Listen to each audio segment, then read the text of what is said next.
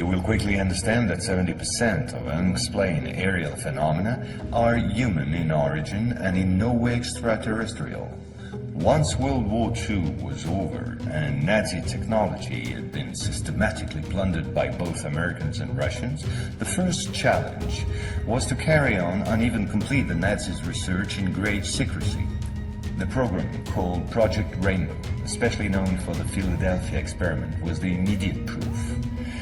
Mathematician von Neumann, who collaborated with Albert Einstein and Nikola Tesla on behalf of the Navy, succeeded in accidentally teleporting a cannon-class destroyer escort, the USS Eldridge. These photos, supplied by Morris K. Jessup before his suspicious death, are rare testimonies for this unique experiment. In the same time, the first Indo-Aryan technology prototype trials did not go by unnoticed. The military had come up with a more efficient parry than secrecy.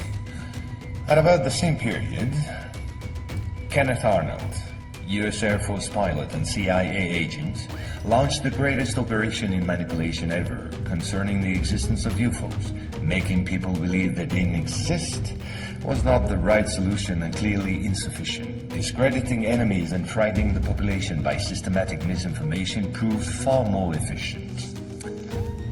UFOs and parahuman belong henceforth to the movies, television and collective paranoia, and not to the realm of scientists as it should have been the case.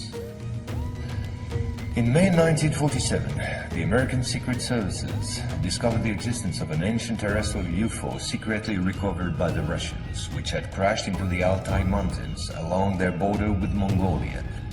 Tension between the two blocs immediately rose a serious notch. The discovery was spectacular, and so not to lose face, the Pentagon, in tandem with the CIA, decided to tell lies and imagine a huge bluff to convince both the Russians and the world at large that they too recovered a UFO in Roswell in July 1947. Of course, it wasn't true, but the bluff worked all the same. In February 1949, just after the so-called Roswell incident, an UFO was photographed and filmed in Antarctica. It was the first photo of this type of a cigar-shaped object. Other appearances were then to follow in one another by cyclic waves. At the same moment, the Apollo program, headed by Werner von Braun, was in full swing, and Dr. Braun in no way favorably welcomed the demand for paranormal experiments, which nevertheless took place during certain Apollo missions. This is the last known experiment on psychic and telepathic amplification, as well as detection of psytron particles emitted by the yogi towards the Apollo capsule. But these tests were all eclipsed by the systematic appearance of unidentified objects around orbital flights and the discovery of traces of civilization on the moon.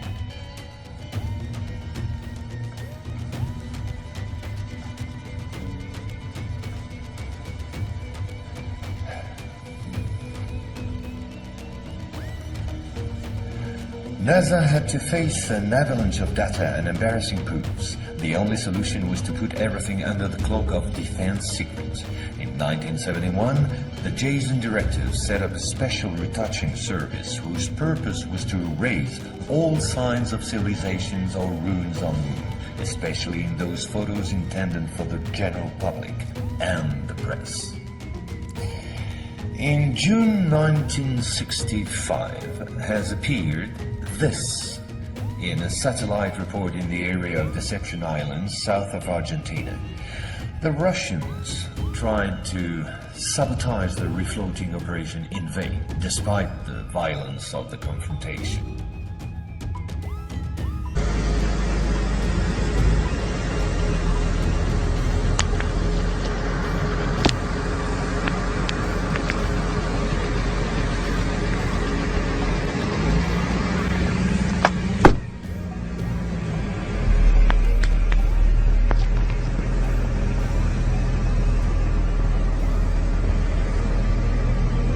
هذه السحابة سبحان الله، لا إله إلا الله، حصلتها في المزارع في بدع فارس.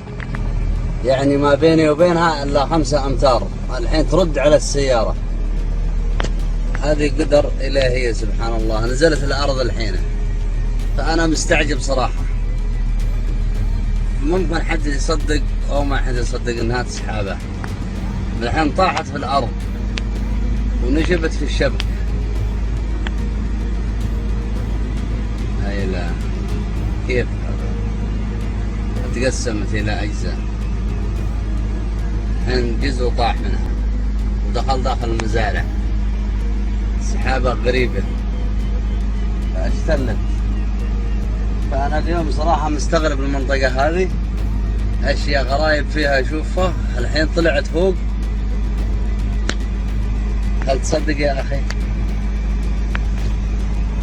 لا إله إلا الله. مططط شكل الإنسان.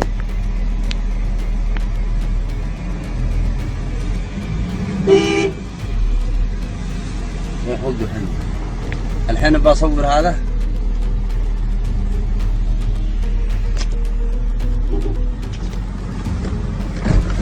أنا ما أقدر بتصور أنا في الجهة. شوف تعال جو التلفون هذا. شوف ها جود هذا. شوف جود. أيوه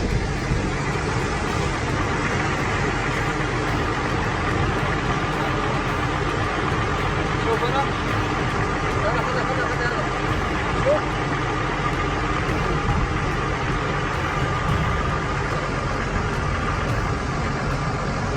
شوف. ايوه هذا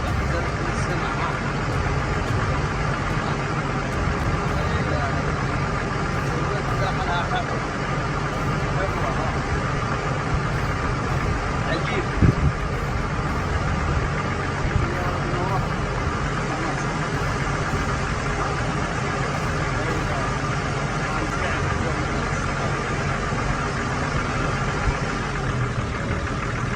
هذا طمطم. شكرا يا رفيق شكرا.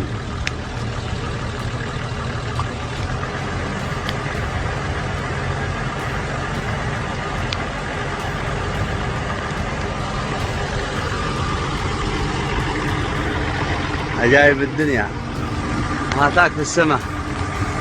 يا ريت انها تتواضح.